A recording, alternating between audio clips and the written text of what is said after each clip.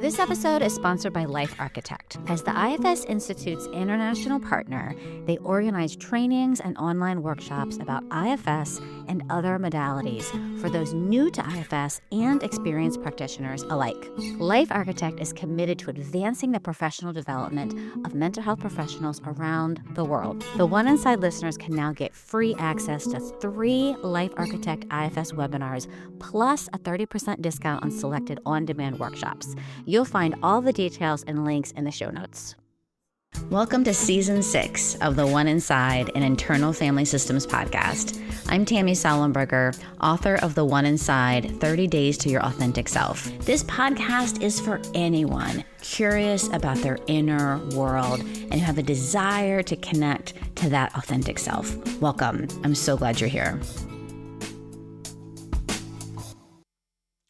I am super honored today to have Susan Stiffelman, who is an MFT, family therapist, and author of Parenting Without Power Struggles and Parenting with Presence, which is an Eckhart Tolle edition. I'm curious what that means.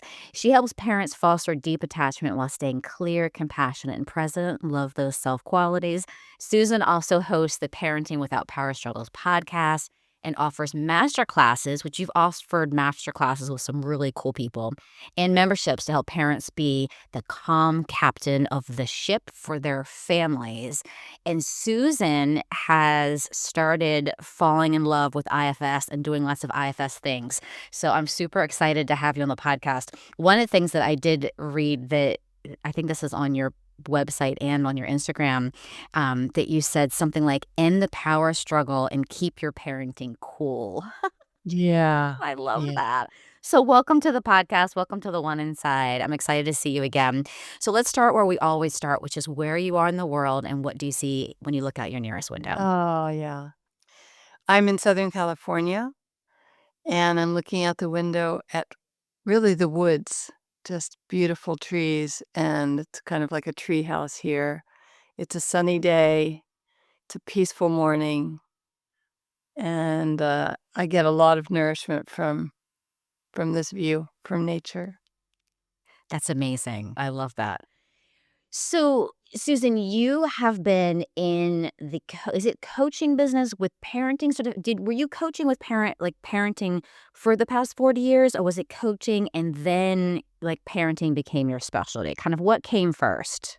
Well, I actually was a teacher, and so I worked with kids forever and ever, first as a teacher, and then I went back to school. I got really interested in alternative ways of learning and alternative ways of processing information. So as I developed I was working in Malibu one-on-one with a lot of families while I also taught, and I saw these really bright kids that were struggling in school or they were bored out of their minds, and a lot of them were coming in with diagnoses, ADHD in particular, and I thought, that's just, I had an attitude, a chip on my You had a shoulder. part. You had But a part up I about that. started to kind of look into alternative ways of learning, and I went back. Theoretically, I went back just to sort of supplement my training. I went back into the training for a marriage and family therapist, but then I ended up becoming a marriage and family therapist and realizing that a lot of the kids I worked with had issues related to emotional stuff that was getting in the way of their academic success.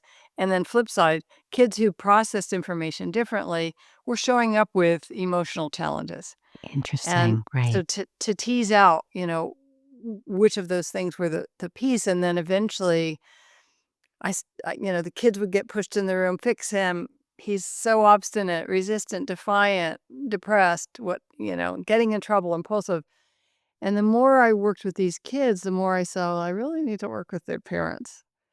And that's what kind of moved me in the direction of not seeing kids so much and more bringing in the parents as in a therapeutic setting, or just not even seeing the kids. And I sort of do workshops, and then people would say, oh, please, can I come home with you? And then I wrote the first book, and, I ended up for many years, I was the weekly advice columnist for the Huffington Post's parenting Ask the Therapist. So I was getting questions from all over the world, really both mainstream, should I use hot pepper or soap when my child curses? Or, and then the more Wait, esoteric, what's the because answer? neither. would be best. Like, let's do neither of those things. Let's get to the root. But I've also meditated since I was about 15, 16 years old. I stumbled on Autobiography of a Yogi, and that sort of changed my life.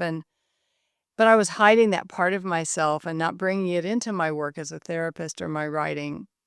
And then I stopped making that decision and my started to embrace the whole picture of what I think parenting is about and how we can grow and change.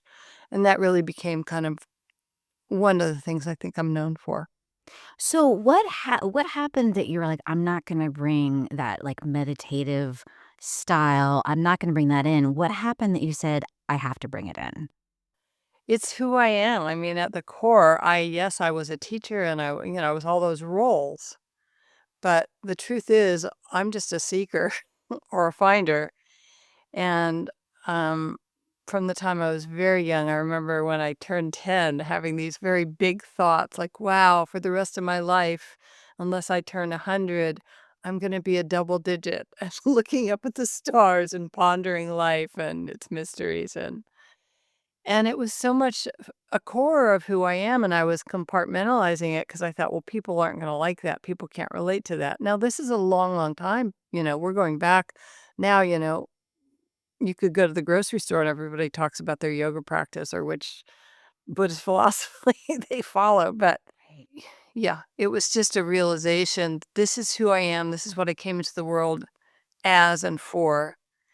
And if I don't embrace all of that and deliver, based on, I believe we each come with our own gifts and offerings, and that I was sort of closing off a big section if I was trying to kind of keep other people comfortable by not introducing that piece.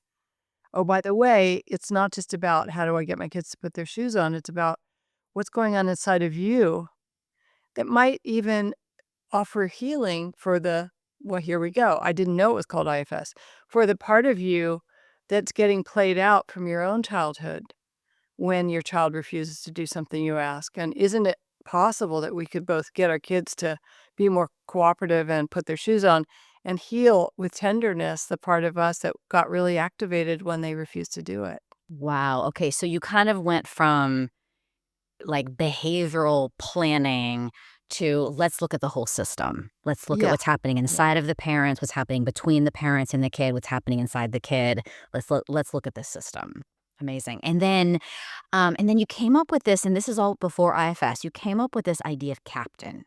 So let's talk about the captain and the cat and the other parts of the captain's team. So I was giving I think this is when it happened. I was speaking in front of a group of parents and was trying to kind of convey a concept. And, most of the best things I've ever contributed, I had no part in. Like they kind of came on through. Um, and I ended up taking my right hand and I said, okay, imagine this is you, the parent, and you are, the grown up. You're the one that's supposed to kind of make sure your children are fed and cared for and supported, and the left hand will be the child. So what we want is this kind of dynamic, right hand above the left. The kid might say something like, I really want to have, those brownies for dinner. I don't like the dinner you've made. I'd like to have those brownies instead. And if you're in this grown up, in charge, self-led, I'll now use that terminology, place, you would feel compassion for this dilemma that the child's having because brownies actually are probably more tasty than, you know, the sweet potato pie you made. Um, and you would say, "Sweetheart." Yeah, oh my gosh, wouldn't that you know, my lips are smacking right now. So, uh, "Sweetheart, I can see why you would want the brownies, and this is what we're having," and the child then might say, "Well, I hate that thing you made, and I don't wanna eat it." And now, if you're looking at me, you could see that my hands are side by side. Right hand is lateral, so nobody's in charge here, and the child saying, "I hate the thing, you make this I hate the way you cook, yeah, I wish I could eat at grandma's every day," and you're feeling like, "Well, how dare you, I went to all this trouble. Let me explain to you why you should really embrace the sweet potato pie I made. It's so much healthier for you, and, If you just ate brownies for dinner, you would get a sugar rush and then you wouldn't be able to sleep and all the stuff, right? So I call this the two lawyers. So that's the lawyer part that shows up. We all have one. Many parents live here, convincing, negotiating, bargaining. And then it can go even further where the kid's like, you know what? I'm not eating your stupid sweet potato pie. And you're feeling outraged. And this is the dictator. And dictators don't have any real power. They rule by fear and intimidation. They throw you in jail. They wipe out your bank account. They threaten your life. So, you know what? Fine. Go to your room. No dinner for you. Doesn't bother me. But yes, it does. Yeah. So this is a really simplified there's, of course, many other parts of us that show up, but captain is when we're in that self. Now I know, but I've been teaching this for such a long time, and the IFS people I've come across have said, "You've been doing this." This was IFS in a way. And then the lawyer, which we feel compassion for. It's not like, "Oh gosh, I wish I wasn't that way," or that even the dictator.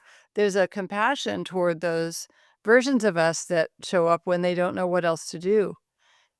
So a lot of my work has rested on this idea of helping parents learn the skills and explore inside what goes on to move them, as you would say, trailhead onto those places and to heal the young exiled parts that they are showing up to protect. I love that. I love that. So, in that language, we've got the captain, which is self, and then we've got these two parts. So, sort of I'm either in the lawyer part or I'm in the kid's the dictator. So, if the kid's the dictator, what am No, I? we're the We're the dictator. dictator, but the kid's When we above feel out of us. control, we go, yeah, the kid's above us. When we're in Okay. dictator mode, we're like, wait a minute, you're running the show? You're telling me what's going to happen? Oh, Let okay. me throw you in jail. Let me tell you you can't have the sleepover. Let me take the keys to the car. Got it. Okay, okay. All right, so I love that because you named that and then you named we need to have compassion for those parts of us instead Yeah. of getting mad at the lawyer and Yeah. mad at the dictator and like, "You guys are ruining my relationship with my kid." We can have compassion for the lawyer and dictator, and it also sounds like we can also be curious to find out what inside of us they're protecting. Like, what are the exiles those protector parts are protecting to throw some IFS into it. Okay. Yeah. And, I recently did an in person workshop, and it was just beautiful to see people starting to explore, again, with this curiosity and compassion. When I move into that dictator place, my fury is unleashed at this child. Even as it's happening when we're screaming, yelling, threatening our kids, there is an observer knowing, wait a minute, this isn't really just about my kid refusing to take out the trash. Something else is Yeah. going on here. Alright, so I feel like I don't have a dictator, but my dictator is a little I'm just gonna be totally honest, a little, like, passive aggressive, and I dictate by being, like, shut down and, like, pouty. Yes. Yeah. Yeah. Yeah. And then That's my a, son will respond to that because he doesn't like that. So it's like, if right. I remove myself, then that's Yeah. the sort of system family dance there. I Yeah. remove Yeah. myself, and then he acts right, Yeah. and then I get what I want. Yeah, yeah. It's still a way to overpower because a child is utterly dependent on you, not only for Right. food, clothing, shelter, but for nurturing, for attunement, for connection. So if you're withdrawing that, it's a little bit like I'm going to wipe out your bank account, but it's just going to be emotional. Right, right, there's a part of me that's like, "I can't believe I just admitted to doing that," but yeah, mhm, Well, mhm, thank you for admitting to doing that because I can't imagine there's anyone listening who doesn't do that. yeah, It's a yeah, strategy. It is, and it can be quite effective depending on the child's attachment style and whether they get anxious or they're more avoidant. It's like some kids can't tolerate that, so they step into line again, right? yeah. Well, and I'm guessing this is also a great trailhead is and you and I have talked about this before, that parenting can lead to such great trailheads for us. So that's a trailhead for me because that's about my system. That's actually not about my son. Yes, That's about my system. exactly. And I do that with him, but I do that with all my partners and friends. And like I probably have done that to Jeff. Jeff, I'm sorry. But I probably do that because those are parts of me that don't just operate with my kids. So how do you help parents with that? That they're like, "No, it's my kid. No, it's my kid. No, it's my Yeah, kid." But we know that it's no, these are parts of you that show up all over the yeah. place. I do some work one on one. And that's the easiest way to, zero in with someone for a while. But I also have a membership, so it might be a group of parents that I'm coaching one of them, and others sort of can tune in and identify. And the questions become, again, what is familiar about this experience? Yeah. Yeah. And there's a phrase, "ghosts in the nursery," which has to do with um, a child is at a particular stage and we're particularly triggered by something going on with them or activated. And it's very possible it's reminiscent of something we may not remember, but that was going on for us around the same age. And so the parents who follow my work and get involved with my classes and things tend to be people who are on some kind of transformational or personal growth or spiritual path, and there's an openness and a curiosity. But even the ones who aren't, who are pretty much, "You know what? I just don't want these tantrums to continue, and I just want my kid to start doing his homework without me nagging and threatening." When you say, "Does this feel in any way familiar to you?" This experience of frustration, let's say, or concern or helplessness, you can pull that thread, and most people soften. Of course, making it safe. Well, yeah, either the parent might say, "Well, nobody cared about how I was doing in school, and so I'm doubling down here to counteract that. I know how it felt to feel so unimportant." Or, "My parent was so, over the top in my face about my grades that I think maybe it's possible I've inherited a little bit of that. Like, this is what you do if you're a good parent." So there's a lot of possibilities, but almost anybody can eventually come to see there's something getting repeated here or getting replayed out. Yeah, I love that. Part of me loves that, but then there's another part of me that's like, I wish it was more simple. Like, let me just give you a chore chart and Yeah. you do your chores and get stickers, and then let me give you a Tootsie Roll at the end of the week. And sometimes, you know what, that works. I'm not a big fan of star charts, because I've been doing this for almost 40 years. They don't really last. They're sort of a novelty at the beginning, but for some kids, the relationship is just easy enough that things do go pretty smoothly. For a lot of us, though, there's stuff that gets in the way. Yeah, and I always wonder if those never worked for us, but I wonder how much of that is about the parents too. That's like how like their managers are so kind of like regimented and organized, and that's kind of how they live their life of like, okay, we're gonna do this, and then okay, and then we check it off. And so I wonder if that also says so much more about the parents. Yeah, and, also for some kids, kids who have some of the ADD-ish tendencies, for instance, or the label, structure is really important and routine and rituals. So I'm not opposed to parents having some structures in place. This is what we do at 7:35, and at 7:50 we're in the car. And it's just I talk a lot about coming alongside your child rather than coming at your child. So we always wanna, that's why the foundation of my work is attachment, really. It's building a deep and durable connection, because we know that when a child feels close and connected with us, they're just biased to be more cooperative.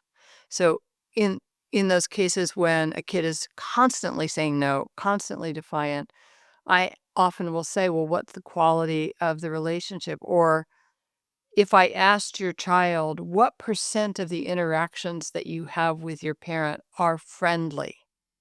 And I Wow. call these friendly interactions, meaning they're not about start doing something, stop doing something, don't do that, do this. Did you remember this? Did you forget that? That they're just, hey, buddy, I'm happy to see you. So the number is often quite low with kids who are kind of chronically defiant, meaning it's a message like this relationship is not inspiring me to be cooperative. So coming alongside involves having curiosity, creating safety. Tell me what's going on. Is there something that you'd like to get off your chest? And then making it safe for them to hear that. And that sort of underpins the whole structure of, is this a kid who you can just say, "Hey, will you take out the trash?" And they'll go, "Okay, fine." Yeah. Yeah, I love that. I love that because it's so much about connection. Like, it's our connection, and then what's the state of our connection? That's what it sounds like to me. Yeah, yeah, And then what happens to me, I know this about my own system, that, like, what happens to me when I feel disconnected, right? And so then that's gonna bring up so many of my own parts that are gonna kind of get in the way of parenting. Because I feel disconnected, then I might withdraw, which is gonna create parts, parts of him are gonna react to that. yeah, and there's also, understandably, you're doing all this stuff for your kid, and there's not this overflow of appreciation because it's sort of very much a one-way street, when our kids are younger, at least. They're very egocentric. It's like, "Well, of course you're making me food. Of course you're driving me to where I wanna go. Of course you're tucking me in and then letting me come into your bed." Like, there isn't this thoughtful approach, like, "Gee, I wonder how that is for mom to have to get up early and make me lunch and make me breakfast." Like, it just doesn't happen that way. So sometimes there's a feeling of invisibility. So a part of us that might feel reminiscent of being a child who wasn't appreciated or supported or seen. And that can show up. I mean, there's thousands of options here, but if that starts to emerge and like, wow, here I am again in a relationship with somebody who completely disregards me and takes me for granted and doesn't appreciate what I do, whew, you've got stuff to work with there. Yeah, that's Yay. familiar. Yeah. Yeah. I love that, and I love that you said, like, "Yay," right? Like, good, so that's we've got stuff to work with, we've got a trailhead here. This is a good thing to lean into. Yeah. Because it's not appropriate to say to your child, not that I haven't, I really feel like you don't appreciate me. Right. It would be really nice if somebody around here noticed that I do all these things. Right. Not that any parents ever said that, but, Right, right. theoretically. But ultimately, it's a risky business because, yeah, you might have a kid who goes, "Oh, mom, I'm really sorry. I've taken you for granted." Maybe that'll happen. Maybe the kid's in a really good mood, attachment's really strong, they're feeling sort of tender towards you. They do appreciate something you've done, maybe you've gone out of your way. But then again, it may fall flat.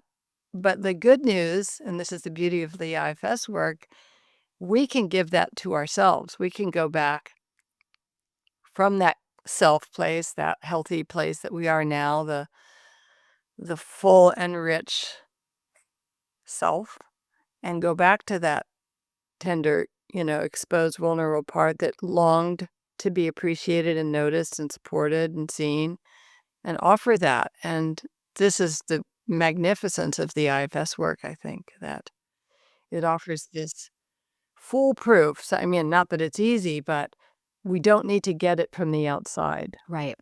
Well, this is what becomes a problem when my younger part that wasn't seen is trying to get seen by my 14-year-old. That doesn't work out well, right? And so then I'm getting injured and injured and injured because Yeah, my yeah. little inner 7-year-old is trying to get seen by my 14-year-old son. That's not gonna work. I mean, that's just incredible to lay it out like that because no, I mean, and this is where I think parenting is just one of the most, full of potential paths for people who want to heal Yeah. because they will, it's what is the phrase, take no prisoners? Mm, Our kids, unless they're afraid of us, and some kids are, or there's a lot of disorganization in the attachment, they will report quite accurately our our flaws, our blind spots, our deficiencies. And the other thing is they're a really good meter or sort of metric for how the connection is doing. So again, if a child is chronically dysregulated, moving into meltdowns all the time, that's information for us, right? And then how we meet that and address that. And by the way, it's not always just that we're doing something. Some kids just have some issues. They have a lot of sensory sensitivities. They may be on the spectrum. There's a lot of elements that can mean that our child is having a hard time other than something we're not doing that we should be. But and even that, there's no should. It's just an opportunity to keep learning and growing. But they do give us a lot of great feedback about how things are going. if we can hear it, right? Like, if I'm in the captain role, then I can see the mirror that he's holding up, right? If I'm self-led, I can see the mirror, I can take in the feedback. But most of the time, or a lot of the time, if he's giving me feedback, I'm not super in the mood for the feedback, buddy. Like, I am not in a part like, I'm in a part that is like, I don't really want the feedback right now. So, it's hard to hear that when I'm in all these different parts. And this is the fragility of the parenting relationship. And, I'm excited. I know we're going to do a deep dive class on this. And it's like, well, wait, there's like 15 hours that we could cover because what you said is so fundamental to what I want to explore, which is how do we get ourselves, gently into a place where it's not stabbing us in the heart when our kid says, "Can I give you some constructive criticism, mom?" Like, No. "Lord, no, who asked for that?" Like, I often say, "I did not," like, "I'm not taking your class. I did not sign up for your class, but thanks." I love it. Yeah, so, I love that. So, right, like, if I can work with my system and you and I are doing a class May 1st, I think is the class we're doing together, Yeah. and so we're gonna be talking about some of the stuff about, like, what do I do with my parts that, I'm already frustrated, which is why he's giving me feedback, right? I'm already blended with a part, and so he's giving me feedback, and so what do I do just practically in that moment, right? In the car, I'm annoyed, I'm blended with an annoyed part, and here he is with his precious feedback.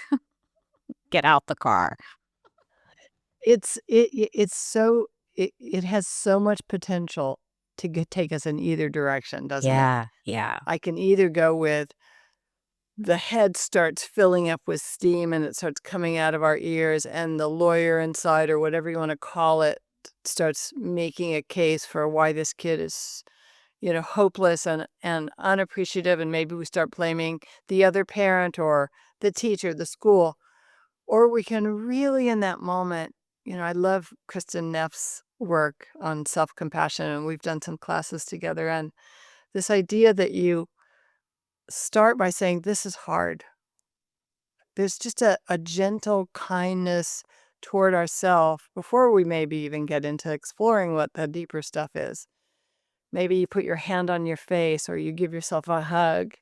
I did a class on siblings recently with a colleague of mine, and she was telling me something I thought I had heard, but she really had researched it.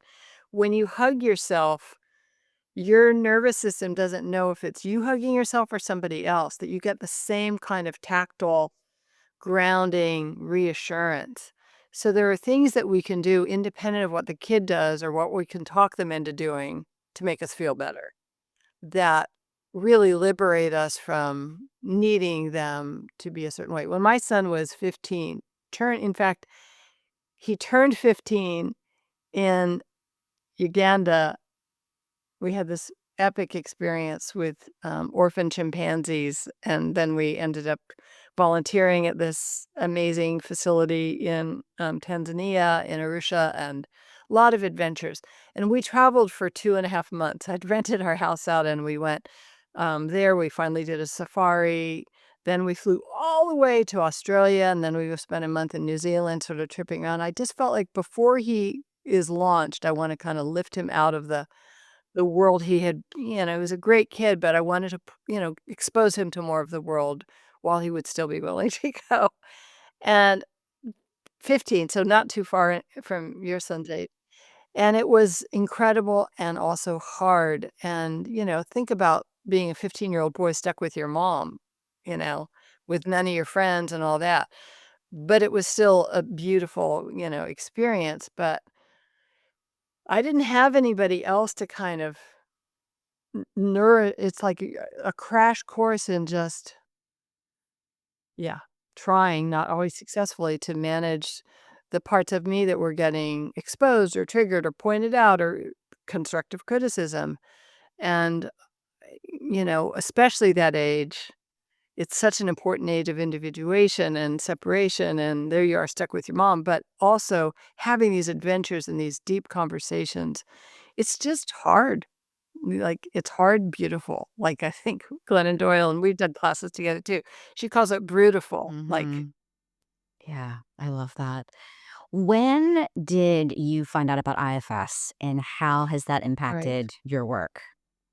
I heard about it sort of in the periphery for 2 or 3 years, and I started to read a couple of the books, a year and a half, 2 years ago, No Bad Parts, and then maybe 6 or 8 months ago picked up You Are the One You've Been Waiting For, and it was just the right time for me, and I started to watch more of the videos. I ended up taking a class, a course, read more, and working with an IFS therapist, and it just a lot of pieces fell into place for me, and, people who were familiar with my work and IFS kept saying, "This is what you've been doing," but I didn't have the language that, Dick Schwartz has put together, and I've now started to work with parents, not just for them to look at the parts of themselves who might be getting in the way of being the parent they would prefer to be with their kid, but also helping kids.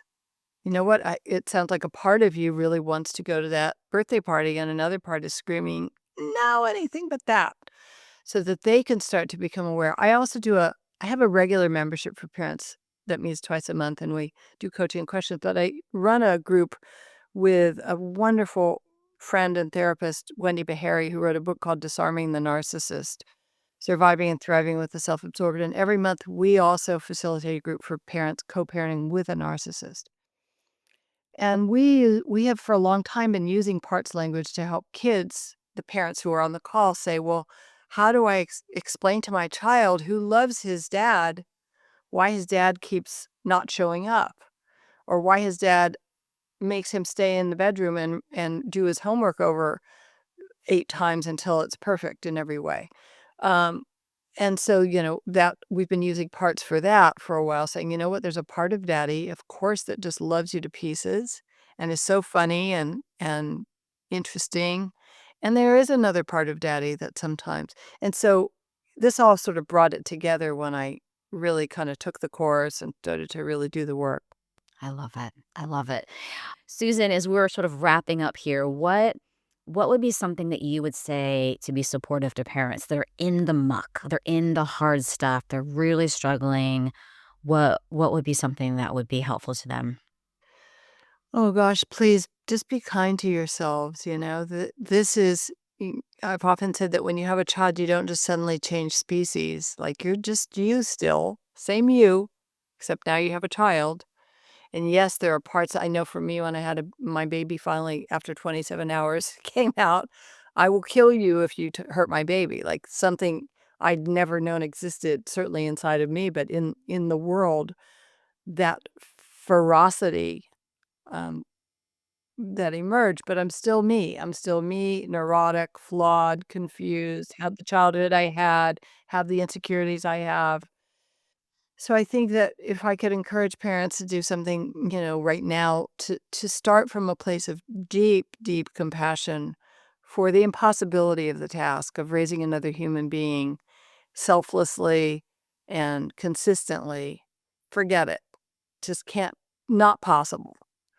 But what is possible and what our children respond to is our humility and our vulnerability and our effort to work on ourselves. I did a class with Gabor Mate last year, and at the very end, I sort of asked him this question, well, what's one thing that, the most important thing about, to sum up? And he said, do your work. Parents, do your own work. And it's not going to be about the script. Even though scripts can be helpful or the particular strategy. And I get in the weeds with people about shoes and homework and all that. I've got a whole bunch of master classes on the very practical things. But in the end, if you can kind of heal the part of you that is getting in the way of you being the parent you can be and want to be and long to be, and that believe your child deserves and all those things but with patience and compassion. And the IFS work is so beautiful for that. Then you're also showing your child, you're modeling, "You know what? I messed up, sweetheart. I lost my way for a minute. And if they're familiar now with the parts where a part of me just took right over, and I can't imagine that felt very good. I'm sorry. I'm sorry. So I think repair is just such a powerful thing, not only for the child, but for us to deliver it, because in a way we're healing that part of us as well when we offer it. That's beautiful. So we're going to close with a last question, but what we've started to do, and I want to let the audience know, what we started to do is we do a little extended interview that we only put on Substack. And so I'm going to ask my last question, and then we're going to take a few minutes after that. And if you want to see that extended interview part, you go over to Substack and check out the one inside on Substack, which is super fun. So Susan, last question, which is, if you were doing something else in the world and you have to do something differently than you are doing, what would you do instead? Yeah, well, that was like there were 2. One was I would be like Jane Goodall and go Okay. study the chimps, Mm-hmm. but more likely I would have been a midwife. I ended up Wow. helping at, I don't know, 4 or 5 births, and it was just stunningly powerful. Hmm. So, and then in later years, I've thought about the other end of that, helping people at the end of life. Yeah. That's also very powerful. So I think I'll say midwife. Okay. I love it. I love it. And you and I are doing a class on the 1st of May 2025. And I've noticed this that even so, we'll do this class live, but it looks like on your website that class will be available to people to Oh, buy. yeah. Like, so all the classes you've Yeah. talked about today are available for I people to buy on your website. I think, honestly, there's over 40 classes, and, with Dan Siegel and Mona Delahook and Byron Katie, like, a lot of great classes, and most people don't show up live. They catch it as a replay anyway, but, yes, I'm so happy that we're gonna do this class, Tammy. You're gonna be great. You'd It's have gonna be so much fun. talk. Yeah. Thank you. That's really sweet. Yeah, we had such a great time. I was on Susan's podcast and we were like, we went way over time, but we thought Yep. we were going to be really short, but we had so much fun talking. More, more, more. Yes, yeah, I love it. All right, Susan, thank you for this, and I'm Yeah. excited, and we will see you soon. See you soon. Thanks, everyone. Thanks for hanging out with us today. If you enjoyed this episode, I'd love it if you left a rating, a review, a like, comment, share with your family, your friends. That would mean so much to me. My book is available at your favorite independent bookstore or on Amazon. You can visit my website, tammysallenberger.com, or you can download a free Get to Know a Should part of you. You can follow me at IFS Tammy on Instagram and at The One Inside on Facebook and on YouTube. Jeff Schrum co-produces The One Inside, and I am forever grateful for Jeff. Also thankful for Jack Reardon for creating the music, and just thank you for listening. 6 seasons, over 1 million downloads. I cannot tell you how much I appreciate you in this community. I'll see you next time.